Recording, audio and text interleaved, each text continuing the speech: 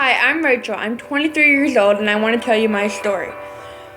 My life growing up wasn't always easy. There were good times and there were bad times.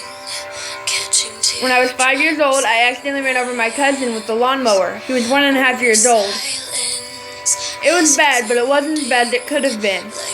But I felt really guilty. When I was 7 years old, my parents divorced, and I started seeing my dad less and less throughout the years.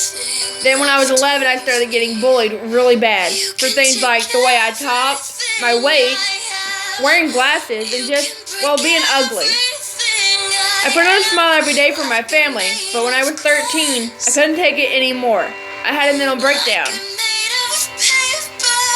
I was placed in ICU for 1 week because the doctors couldn't figure out what was wrong. Then they confirmed that it was psychological, and I was placed in a psychiatric ward for the first time. After 4 weeks, I was able to finally go home, but things weren't the same.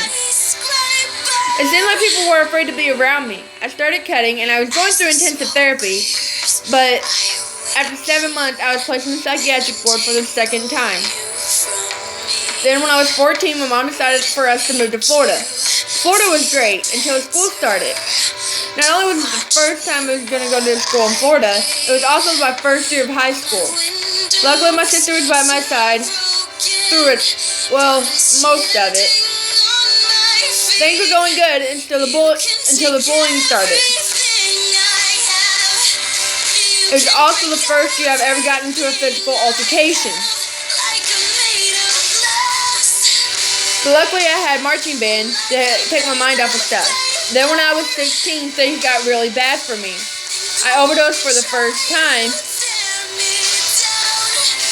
It was also when I started hearing things that other people really didn't hear. I was placed in a residential psychiatric facility for almost a year. Then by the time I was 20 years old, it seemed like things couldn't get any worse. That's when my sister told me about Skyscraper and asked me if I'd listened to it. Said it was by Demi Lovato. I said I'd never heard it, but that I would listen to it. Well, I connected with it immediately. All the words portrayed to the things that I was going through. Then I started reading about Demi Lovato and how she struggled with bullying and how she overcame it. And I felt that I could overcome everything that I was going through too.